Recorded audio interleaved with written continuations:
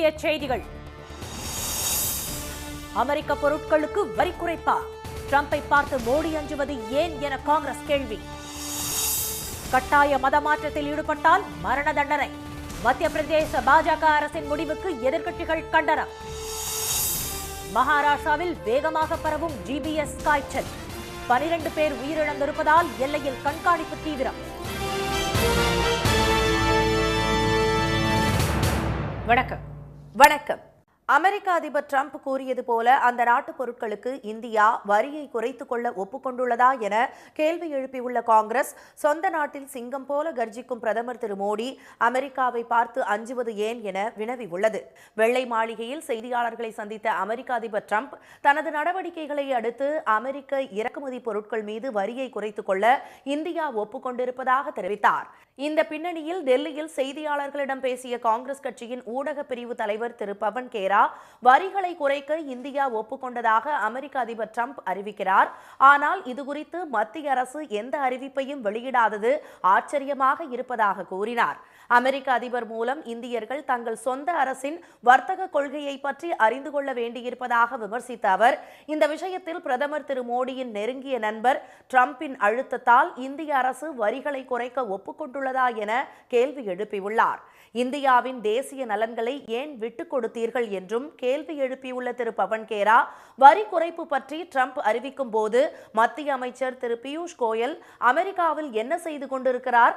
வரிகளை குறைப்பதற்கு பதிலாக பரஸ்பர வரிகளை சந்திப்பது சிறந்ததல்லவா என்றும் அடுக்கடுக்கான கேள்வி எழுப்பியுள்ளார். இத்தகைய முக்கியமான முடிவை எடுப்பதற்கு முன்பு யாருடன் ஆலோசித்தீர்கள்? அமைச்சரவையிலா, நாடாளுமன்ற பொருளாதார விவகாரங்களுக்கான அமைச்சரவை குழுவிலா என்றும் வினவியுள்ள திரு பவன் கேரா, மெக்சிகோ, கனடா நாடுகளைப் போல பிரதமர் ஏன் டிரம்பிடம் தொலைபேசியில் பேசவில்லை என்றும் கேள்வி எழுப்பியுள்ளார். பிரதமர் சொந்த நாட்டில் சிங்கம் போல கர்ஜிக்கிறார், ஆனால் வெளியே செல்லும் போது களிமண் சிங்கமாக மாறி அடுத்தவர்களிடம் சரணடைவதாக விமர்சித்துள்ள அவர், களிமண் சிங்கத்தால் இந்தியாவின் நற்பெயருக்கு களங்கம் விளைவிப்பதை அனுமதிக்க முடியாது என்றும் ஆவேசமாக கூறினார். அண்மையில் பிரதமர் அமெரிக்கா சென்றது டிரம்பிடம் சரணடையத்தானா என்றும் கேள்வி எழுப்பிய திரு பவன் கேரா, இதனால் இந்தியாவின் வர்த்தகம் நசுக்கப்படும் என்றும் எச்சரித்தார். மத்திய பிரதேசத்தில் பெண்களை மதமாற்றம் செய்தால் மரண தண்டனை விதிக்கும் வகையில் சட்டம் கொண்டுவரப்படும் என்று முதலமைச்சர் திரு மோகன் யாதவ் தெரிவித்துள்ளார். கட்டாய மதமாற்றங்களுக்கு எதிராக மத்திய பிரதேச சட்டப்பேரவையில் 2021 மார்ச் 8ஆம் தேதி மத சுதந்திர சட்டம் நிறைவேற்றப்பட்டது. இந்த சட்டத்தின்படி சட்டவிரோத மதமாற்றத்தில் ஈடுபடுபவர்களுக்கு 10 ஆண்டுகள் வரை சிறை தண்டனை மற்றும் அதிக அபராதம் விதிக்க வழிவகை செய்யப்பட்டுள்ளது. இந்நிலையில் சர்வதேச மகளிர் தினத்தை முன்னிட்டு போபாலில் நடைபெற்ற நிகழ்ச்சியில் உரையாற்றிய திரு மோகன் யாதவ், லவ் ஜிகாத் சம்பவங்களுக்கு அரசுக்கு எதிராக தீவிர நடவடிக்கை எடுக்க உள்ளதாக கூறினார். மாநிலத்தின் அப்பாவி பெண்களுக்கு எதிராக அட்டூழியங்களை செய்பவர்களை அரசு வேடிக்கை பார்க்காது என்று அவர் எச்சரித்தார். பெண்களின் கண்ணியத்தையும் பாதுகாப்பையும் உறுதி செய்யும் வகையில் கட்டாய மதமாற்றத்தில் ஈடுபடுபவர்களை வாழ அனுமதிக்க கூடாது என்று திரு மோகன் யாதவ் தெரிவித்தார். எனவே கட்டாய மதமாற்றத்தில் ஈடுபடுபவர்களுக்கு மரண தண்டனை விதிக்கப்படும் என்று அவர் எச்சரித்தார். கட்டாய மதமாற்றம் செய்பவர்களுக்கு மரண தண்டனை விதிக்கும் வகையில் மத சுதந்திர சட்டத்தில் திருத்தம் செய்யப்படும் என்று திரு மோகன் யாதவ் கூறினார். மத்திய பிரதேச மாநில முதலமைச்சரின் பேச்சுக்கு காங்கிரஸ் கடும் கண்டனம் தெரிவித்துள்ளது. ஒரு குறிப்பிட்ட மதத்தை குறிவைத்து பாஜக அரசு தாக்குதல் நடத்துவதாக காங்கிரஸ் எம்எல்ஏ திரு ஆரிஃப் மசூத் குற்றம் சாட்டியுள்ளார். தற்போது உள்ள சட்டங்களின்படி கட்டாய மதமாற்றம் செய்வது தண்டனைக்குரிய குற்றம் என்று தெரிவித்துள்ள அக்கட்சியின் எம்பி திரு விவேக் தங்கா, அரசியல் சாசனத்தின்படியும் உச்சநீதிமன்ற உத்தரவுகளின்படியும் தூக்கு தண்டனை விதிப்பது இயலாத ஒன்று என்று குறிப்பிட்டுள்ளார். வாக்காளர்களை கவர்வதற்காக இதுபோன்று திரு மோகன் யாதவ் கூறுவதாக அவர் விமர்சித்துள்ளார். மகாராஷ்டிராவில் ஜிபிஎஸ் நோய் பாதிப்புக்கு உயிரிழந்தோர் எண்ணிக்கை 12ஆக அதிகரித்திருப்பது பொதுமக்களிடையே பெரும் அச்சத்தை ஏற்படுத்தியுள்ளது. கிலான் பாரே சிண்ட்ரோம் நோய் பாதிப்பு குறிப்பிட்ட சில மாதங்களில் வேகமாக பரவி வருகிறது. மகாராஷ்டிராவில் மட்டும் இதுவரை 225 பேர் இந்த நோயால் பாதிக்கப்பட்டுள்ளதாக தகவல்கள் வெளியாகியுள்ளன. முதலில் ஷோலாப்பூரைச் சேர்ந்த 40 வயது நபர் பலியான நிலையில் தற்போது மஞ்ச்ரி பகுதியைச் சேர்ந்த 38 வயது நபர் ஒருவர் சிகிச்சை பலனின்றி உயிரிழந்தார். இதையடுத்து மகாராஷ்டிராவில் ஜிபிஎஸ் நோய்க்கு இதுவரை பலியானோர் எண்ணிக்கை 12ஆக அதிகரித்துள்ளது. எனினும் பாதிக்கப்பட்ட நோயாளிகளில் 179 பேர் மருத்துவமனையில் சிகிச்சை பெற்று குணமடைந்து வீடு திரும்பியுள்ளனர். 24 பேர் தீவிர சிகிச்சை பிரிவிலும் 15 பேர் வென்டிலேட்டர் உதவியுடனும் மருத்துவமனைகளில் சிகிச்சை பெற்று வருகின்றனர். மகாராஷ்டிராவில் ஜிபிஎஸ் நோய் பாதிப்பு புனே மற்றும் அதன் அருகில் உள்ள பகுதிகளில்தான் அதிக அளவில் கண்டறியப்பட்டுள்ளது. சுகாதாரமற்ற உணவு மற்றும் குடிநீர் மூலம் ஜிபிஎஸ் பரப்பும் பாக்டீரியாக்கள் பரவுவதாக மருத்துவர்கள் கூறுகின்றனர். இந்த நோய் தாக்குதல் நீண்ட காலமாக இருந்தாலும் சமீபத்தில் மகாராஷ்டிரா, மேற்கு வங்கம், ஆந்திரா ஆகிய மாநிலங்களில் திடீரென அதிகரித்துள்ளது. அமெரிக்க அதிபர் டிரம்ப் முன்னிலையில் எலான் மஸ்குடன் அமைச்சர்கள் வாக்குவாதத்தில் ஈடுபட்டது பெரும் பரபரப்பை ஏற்படுத்தியுள்ளது. அரசு ஊழியர்கள் பணி நீக்கம் மற்றும் நிதி குறைப்பு விவகாரத்தில் அரசு செயல்திறன் துறை தலைவராக நியமிக்கப்பட்ட தொழிலதிபர் எலான் மஸ்க் தீவிரம் காட்டி வருகிறார். அவரது நடவடிக்கைக்கு அரசு ஊழியர்கள் மட்டுமின்றி டிரம்ப் நிர்வாகத்திலும் கடும் எதிர்ப்பு எழுந்துள்ளது. வாஷிங்டனில் நேற்று நடைபெற்ற அமைச்சரவை கூட்டத்தில் இது வெளிப்படையாக வெடித்தது. வெளியுறவுத்துறை அமைச்சர் ரூபியோ தமது துறையில் பணி நீக்க நடவடிக்கையை பெரிய அளவில் செயல்படுத்தவில்லை என்று எலான் மஸ்க் குற்றம் சாட்டியதால் இருவருக்கும் இடையே அனல் பறக்கும் விவாதம் நடைபெற்றதாக தகவல்கள் தெரிவிக்கின்றன. இதுபோல் அமெரிக்காவில் விமான போக்குவரத்து பல்வேறு சிக்கல்களை சந்தித்து வரும் நிலையில் விமான போக்குவரத்து கட்டுப்பாட்டாளர்களை பணி நீக்கம் செய்ய எலான் மஸ்க் ஆலோசனை கூறியதற்கு அந்நாட்டு போக்குவரத்து துறை அமைச்சர் சீன் டஃபி எதிர்ப்பு தெரிவித்து அவருடன் வாக்குவாதத்தில் ஈடுபட்டதாக கூறப்படுகிறது. அப்போது அவர்கள் யாரையும் கட்டுப்படுத்தாமல் டிரம்ப் வேடிக்கை பார்த்து கொண்டிருந்ததாக கூறப்படுகிறது. இதனிடையே நிகழ்ச்சி ஒன்றில் பங்கேற்ற டிரம்பிடம் இதுகுறித்து செய்தியாளர்கள் கேள்வி எழுப்பிய போது ரூபியோவும் எலான் மஸ்கும் இணைந்து செயல்படுவதாகவும் நீங்கள்தான் பிரச்சனை செய்கிறீர்கள் என்று அவர்களிடம் கோபத்தை வெளிப்படுத்தினார். வெளியுறவுத்துறையில் தமது உத்தரவின் பேரில் 1500 பேர் முன்கூட்டியே ஓய்வு பெறுவதை ஆட்குறைப்பாக கருத வேண்டும் என்று அமைச்சர் ரூபியோ கூறியதை எலான் மஸ்க் ஏற்கவில்லை என கூறப்படுகிறது. இதனால் அவர்களை மீண்டும் பணிக்கு சேர்த்து பின்னர் பணி நீக்கம் செய்யலாமா என்று ரூபியோ ஆவேசமாக கேள்வி எழுப்பியதாக தகவல்கள் தெரிவிக்கின்றன. அதிபர் டிரம்ப் முன்னிலையில் நடைபெற்ற வாக்குவாதத்தால் அமைச்சரவை கூட்டத்தில் பெரும் பரபரப்பு நிலவியது. இசைஞானி இளையராஜா தனது முதல் சிம்பனி இசை கோர்வையை லண்டனில் அரங்கேற்றினார். தேனி மாவட்டம் பண்ணைப்புறம் என்ற சிற்றூரில் பிறந்த இளையராஜா 1976ஆம் ஆண்டு அன்னக்கிளி படத்தின் மூலம் தமிழ் திரையுலகில் தடம் பதித்து புதிய அத்தியாயத்தை எழுதினார். கிராமத்து இசை, கர்நாடக இசை, மேற்கத்திய இசையை பாமரனுக்கும் புரியும் வகையில் கடந்த அரை நூற்றாண்டுகளாக அள்ளி அள்ளி வழங்கி வருகிறார்.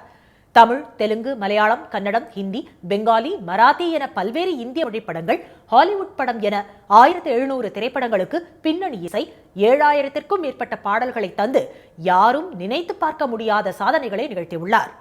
20,000த்திற்கும் மேற்பட்ட இசை கச்சேரிகளை நடத்தியுள்ள இசைஞானி Ilaiyaraaja nothing but wind, how to name it, Thiruvasagam உள்ளிட்ட பல்வேறு தனி இசை தொகுப்புகளையும் வெளியிட்டு சாதனை நிகழ்த்தினார். திரைப்பட பாடல்கள் மூலம் தனது ரசிகர்களுக்கு மேற்கத்திய செவ்வியல் இசையான சிம்பொனி இசையின் கூறுகளை அவ்வப்போது வழங்கி வந்த போதும் பல்வேறு இசைக்கருவிகள் ஒன்றாக இசைக்கப்படும் ஓர் ஒத்திசை தொகுப்பான சிம்பொனியை ஆசியாவின் முதல் இசையமைப்பாளராக 1993ஆம் ஆண்டு லண்டனில் அரங்கேற்றினார். இந்நிலையில் அவரது இசை மகுடத்தில் வைரமாக மிகவும் சிக்கலானதாக கருதப்படும் சிம்பொனியை வெறும் 34 நாட்களில் எழுதி முடித்த இளையராஜா வாலியன்ட் என்ற பெயரில் உருவாக்கப்பட்ட முதல் சிம்பனி இசை லண்டனில் உள்ள புகழ்பெற்ற ராயல் பில்ஹார்மோனிக் ஆர்கெஸ்ட்ரா இசைக்கலைஞர்கள் மூலம் ஆயிரக்கணக்கான ரசிகர்கள் முன்னிலையில் இந்திய நேரப்படி நள்ளிரவு 1 மணி அளவில் அரங்கேற்றினார். ஜோசப் ஹைடன், மொசார்ட், பீத்தோவன் ஆகியோர் மிக சிறந்த சிம்பொனி தொகுப்புகளை உருவாக்கியவர்களாக கருதப்படும் நிலையில் அந்த பட்டியலில் இசைஞானியும் இணைந்துள்ளார். இந்திய இசைக்கலைஞர் ஒருவர் சிம்பொனி இசையை அரங்கேற்றுவது இதுவே முதன்முறை என்பதால் இந்த சாதனை மூலம் இந்திய நாட்டிற்கும் தமிழகத்திற்கும் இளையராஜா பெருமை சேர்த்துள்ளார்.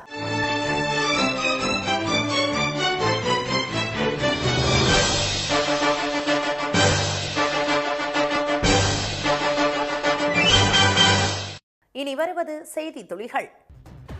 டெல்லியில் மகளிருக்கு மாதந்தோறும் 2500 ரூபாய் உதவித்தொகை வழங்கும் மகிழா சம்ரித்தி யோஜனா என்ற திட்டத்திற்கு அம்மாநில அமைச்சரவை ஒப்புதல் அளித்துள்ளது. இந்த திட்டத்தை செயல்படுத்த பட்ஜெட்டில் 5100 கோடி ரூபாய் ஒதுக்கீடு செய்யப்பட்டுள்ளதாக முதலமைச்சர் திருமதி ரேகா குப்தா தெரிவித்துள்ளார். சட்டப்பேரவைத் தேர்தலில் வெற்றி பெற்றால் பெண்களுக்கு 2500 ரூபாய் வழங்கப்படும் என பாஜக வாக்குறுதி அளித்திருந்தது. மேகதாது அணைக்கான வரைவு திட்ட அறிக்கை தயாரிக்க 2018ஆம் ஆண்டில் கர்நாடகத்திற்கு மத்திய அரசு அளித்த அனுமதியை ரத்து செய்ய வேண்டும் என்று பாமக நிறுவனர் மருத்துவர் ராமதாஸ் வலியுறுத்தியுள்ளார். மேகதாது அணை கட்டுவதற்கான ஆயத்தப் பணிகள் நிறைவடைந்து விட்டதாக கர்நாடக முதலமைச்சர் திரு சித்தராமையா அறிவித்துள்ள நிலையில் இனி எந்த பணிகளையும் மேற்கொள்ளக்கூடாது என்று கர்நாடகத்தை எச்சரிக்க வேண்டும் என்றும் அவர் கேட்டுக் கொண்டுள்ளார். சென்னை மெட்ரோ ரயில் 2ஆம் கட்ட திட்டத்தில் உள்ள வழித்தடம் 4இல் பூந்தமல்லி போரூர் இடையே நடைபெற்று வந்த கட்டுமான பணிகள் அதன் 624வது மற்றும் இறுதி யூ கர்டர் நிறுவப்பட்டதை தொடர்ந்து நிறைவடைந்தன. பூந்தமல்லி புறவழிச்சாலை முதல் போரூர் வரையிலான மெட்ரோ ரயில் சேவை இந்த ஆண்டு இறுதியில் மக்கள் பயன்பாட்டிற்கு வரவுள்ளது குறிப்பிடத்தக்கது. திருப்பதி மலையில் வீடியோ எடுத்த விவகாரத்தில் யூடியூபர் டிடிஎஃப் வாசனின் வங்கிக் கணக்கு முடக்கப்பட்டுள்ளது. கடந்த ஆண்டு ஜூலை மாதம் தரிசனத்திற்காக வரிசையில் சென்றபோது தேவஸ்தான ஊழியர்கள் பூட்டை திறப்பது போல நடித்து பக்தர்கள் மத்தியில் பதற்றத்தை ஏற்படுத்திய அவர் அதனை வீடியோ எடுத்து சமூக வலைதளங்களில் பதிவிட்டார். இதுகுறித்து வழக்கு பதிவு செய்த திருமலை போலீசார் வாசனின் வங்கிக் கணக்கை முடக்கியுள்ளனர். கடந்த 3.5 ஆண்டுகளில் மகளிர் விடியல் பயணம் மூலம் தினமும் சராசரியாக 57.81 லட்சம் பெண்கள் 643 கோடி முறை பயணம் செய்திருப்பதாக தமிழ்நாடு போக்குவரத்து துறை தெரிவித்துள்ளது. தமிழ்நாடு முழுவதும் 7495 மகளிர் விடியல் பயண பேருந்துகள் இயக்கப்பட்டு வருவதாகவும் தெரிவிக்கப்பட்டுள்ளது. சர்க்கரை நோய்க்கான வில்டாகிளிப்டின், மெட்ஃபார்மின் ஹைட்ரோகுளோரைடு எனப்படும் மாத்திரை முதல்வர் மக்கள் மருந்தகத்தில் அதிக விலைக்கு விற்கப்படுவதாக பரப்பப்படும் தகவல் பொய்யானது என்று தமிழ்நாடு அரசின் தகவல் சரிபார்ப்பு மையம் கூறியுள்ளது. 36 ரூபாய் மதிப்புள்ள அம்மாத்திரை பிரதமரின் மக்கள் மருந்தகத்தில் 30 ரூபாய்க்கு விற்கப்படுவதாக செய்தி வெளியான நிலையில் முதல்வர் மருந்தகத்தில் அந்த மாத்திரை 27 ரூபாய்க்குத்தான் விற்கப்படுவதாக தெரிவிக்கப்பட்டுள்ளது. பாமகவின் நிழல் நிதிநிலை அறிக்கையை அக்கட்சி நிறுவனர் டாக்டர் ராமதாஸ் நாளை வெளியிடுகிறார். திண்டிவனம் அருகே தைலாபுரத்தில் காலை 10 மணிக்கு நடைபெறும் விழாவில் பாமக தலைவர் திரு அன்புமணி, கௌரவ தலைவர் திரு ஜி.கே. மணி உள்ளிட்டோர் பங்கேற்க உள்ளதாக அக்கட்சி தெரிவித்துள்ளது. வேதாரண்யத்தில் உள்ள வேதாரண்யேஸ்வரர் கோயில் மாசி மக தேர் திருவிழாவை முன்னிட்டு நாளை உள்ளூர் விடுமுறை அறிவிக்கப்பட்டுள்ளது. அன்றைய தினம் வேதாரண்யம் தாலுகாவில் உள்ள பள்ளி, கல்லூரிகளுக்கு விடுமுறை அளித்து நாகை மாவட்ட ஆட்சியர் திரு ஆகாஷ் உத்தரவிட்டுள்ளார். செய்யாறு அடுத்த திருமணி கிராமத்தில் அரசு தொடக்கப்பள்ளி 100ஆண்டு விழாவை முன்னிட்டு அங்கு படித்த முன்னாள் மாணவர்கள் சுமார் 1.5 லட்சம் ரூபாய் மதிப்பிலான மேசை, நாற்காலிகள், புத்தகங்கள் உள்ளிட்ட பொருட்களை வழங்கினர். வாத்திய இசை முழக்கத்துடன் அவற்றை ஊர்வலமாக கொண்டு சென்று தலைமை ஆசிரியரிடம் ஒப்படைத்த சம்பவம் கிராம மக்களை நெகிழ்ச்சியில் ஆழ்த்தியது. இதேபோல திருவள்ளூர் அருகே போலிவாக்கம் அரசு பள்ளியில் படித்த முன்னாள் மாணவர்கள் வாத்தியங்கள் முழங்க பீரோ, நாற்காலி, மின்விசிறி உள்ளிட்ட பல்வேறு பொருட்களை சீராக சுமந்து வந்து பள்ளிக்கு வழங்கினர்.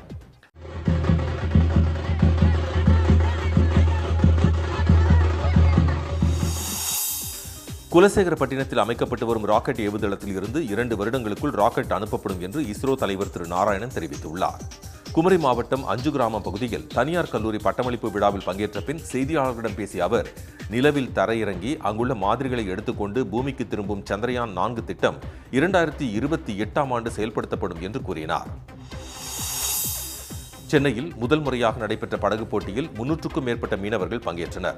திருவொற்றியூர் அருகே எண்ணூர் பாரதியார் நகர் கடற்கரையில் நடைபெற்ற 2 நாள் படகு போட்டியில் சுற்றியுள்ள 21 மீனவ கிராமங்களைச் சேர்ந்த 100க்கும் மேற்பட்ட ஃபைபர் படகுகள் கலந்து கொண்டன. காற்றை கிழித்தபடி கடல் அலையின் வேகத்தை விஞ்சும் வகையில் சீறிப்பாய்ந்த படகுகளை ஏராளமானோர் பாறைகள் மீதும் மணல் பரப்பின் மீதும் குடைகளை பிடித்தபடி நின்றபடி கண்டு ரசித்தனர்.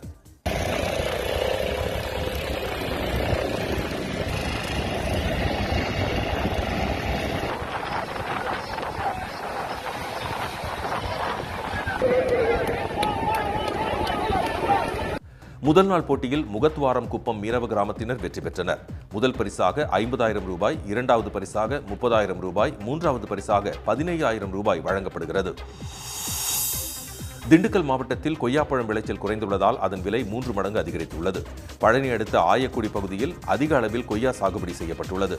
தற்போது சுட்டெரிக்கும் வெயிலின் தாக்கத்தால் மகசூல் கடுமையாக பாதிக்கப்பட்டுள்ளது. இதனால் 20 கிலோ அடங்கிய பெட்டி 1,500 ரூபாயிலிருந்து 1,800 ரூபாய் வரை விற்பனையாகிறது. மரக்காணம் அருகே தீர்த்தவாரி கடல் பகுதியில் 200 ஆமை குஞ்சுகளை ஜப்பானை சேர்ந்த ஜிகா குழுவினரும் வனத்துறையினரும் கடலில் விட்டு பள்ளி மாணவர்களுக்கு விழிப்புணர்வு ஏற்படுத்தினர். கடல் ஆமைகளின் முட்டைகளை பாதுகாக்க ஜிகா குழுவின் நிதி உதவியுடன் தமிழக வனத்துறை சார்பில் மரக்காணம் அருகே குடில் அமைக்கப்பட்டுள்ளது. இந்த ஆண்டு 3000க்கும் மேற்பட்ட கடல் ஆமை முட்டைகள் பாதுகாக்கப்படும் நிலையில் 200 முட்டைகளில் இருந்து வந்த ஆமை குஞ்சுகள் கடலில் விடப்பட்டன.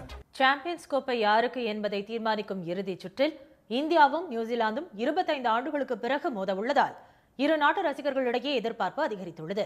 இந்தியா, பாகிஸ்தான், ஆஸ்திரேலியா, இங்கிலாந்து, தென்னாப்பிரிக்கா, ஆப்கானிஸ்தான், வங்கதேச அணிகள் பங்கேற்ற இத்தொடரில் இந்திய அணி லீக் சுற்றில் வங்கதேசம், பாகிஸ்தான் மற்றும் நியூசிலாந்து, ஆஸ்திரேலிய அணிகளை வீழ்த்தி தோல்வியே சந்திக்காமல் கம்பீரமாக இறுதிப் போட்டிக்கு முன்னேறியுள்ளது. நியூசிலாந்து அணி லீக் சுற்றில் பாகிஸ்தான், வங்கதேசம் அணியை வீழ்த்தியது. இந்தியாவுடனான லீக் ஆட்டத்தில் தோல்வியுற்றாலும் அரையிறுதியில் தென்னாப்பிரிக்காவுக்கு எதிராக அசால்ட்டாக வெற்றி பெற்று இறுதிப் போட்டிக்கு முன்னேறியது.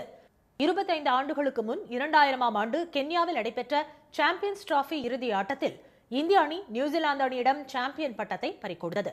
இன்றைய போட்டியில் அதற்கு பதிலடி தருமா இந்தியா என்பதே ரசிகர்களின் எதிர்பார்ப்பாக உள்ளது. தமிழ்நாட்டில் நாளை முதல் வரும் 13ஆம் தேதி வரை மிதமான மழை பெய்ய வாய்ப்புள்ளதாக சென்னை வானிலை ஆய்வு மையம் தெரிவித்துள்ளது. சென்னை மற்றும் புறநகர் பகுதிகளில் வெயிலின் தாக்கம் தொடர்ந்து அதிகரித்து வரும் நிலையில் கடந்த 24 மணி நேரத்தில் மாநிலத்திலேயே அதிகபட்சமாக நாமக்கல் மாவட்டம் கரூர் பரமத்தியில் 102 டிகிரி ஃபாரன்ஹீட் அளவிற்கு வெயில் கொளுத்தியது. இந்நிலையில் தமிழ்நாடு, புதுச்சேரி மற்றும் காரைக்கால் பகுதிகளில் இன்று வறண்ட வானிலையே நிலவும் என தெரிவிக்கப்பட்டுள்ளது. அதே நேரத்தில் நாளை முதல் வரும் வியாழக்கிழமை வரை இடி மின்னலுடன் கூடிய லேசானது முதல் மிதமான மழை பெய்யக்கூடும் என வானிலை மையம் தெரிவித்துள்ளது. நாளை மறுநாள் நெல்லை, தூத்துக்குடி, கன்னியாகுமரி, தென்காசி, விருதுநகர், சிவகங்கை, ராமநாதபுரம் ஆகிய தென் மாவட்டங்களிலும், தஞ்சை, திருவாரூர், நாகை, புதுக்கோட்டை மற்றும் மயிலாடுதுறை ஆகிய டெல்டா மாவட்டங்களிலும் கனமழை பெய்ய வாய்ப்புள்ளதாக கணிக்கப்பட்டுள்ளது. மேலும் இன்றும் நாளையும் தமிழ்நாட்டில் அதிகபட்ச வெப்பநிலை 3 டிகிரி செல்சியஸ் வரை அதிகரித்து காணப்படும் என்றும் வானிலை மையம் எச்சரித்துள்ளது. நாளை மற்றும் நாளை மறுநாள் தென்மேற்கு வங்கக்கடல் பகுதிகளில் மணிக்கு 55 கிலோமீட்டர் வேகம் வரை சூறாவளி காற்று வீசக்கூடும் என்பதால் மீனவர்கள் யாரும் அப்பகுதிகளுக்கு செல்ல வேண்டாம் என அறிவுறுத்தப்பட்டுள்ளது. மீண்டும் முக்கிய செய்திகள். இந்தியா வரியை குறைக்க ஒப்புக்கொண்டுள்ளதா என கேள்வி எழுப்பியுள்ள காங்கிரஸ், சொந்த நாட்டில் சிங்கம் போல் கர்ஜிக்கும் மோடி அமெரிக்காவை பார்த்து அஞ்சுவது ஏன் என வினவியுள்ளார். மணிப்பூரில் 22 மாதங்களுக்கு பிறகு பொது போக்குவரத்து தொடங்கிய நிலையில் பாதுகாப்பு படையினருக்கும் குக்கி இன மக்களுக்கும் இடையே ஏற்பட்ட மோதலில் ஒருவர் பலியானதால் பதற்றம் நிலவுகிறது. மத்திய பிரதேசத்தில் பெண்களை மதமாற்றம் செய்தால் மரண தண்டனை விதிக்கும் வகையில் சட்டம் கொண்டுவரப்படும் என்று முதலமைச்சர் மோகன் யாதவ் தெரிவித்துள்ளார். இத்துடன் இந்த செய்திகள் நிறைவடைந்தன. மீண்டும் சன் டிவியில் செய்திகள் மாலை 6 மணிக்கு. செய்திகளை உடனுக்குடன் தெரிந்து கொள்ள QR கோடை ஸ்கேன் செய்து சன் நியூஸ் வாட்ஸ்அப் சேனலில் இணைந்திருங்கள். வணக்கம். வணக்கம்.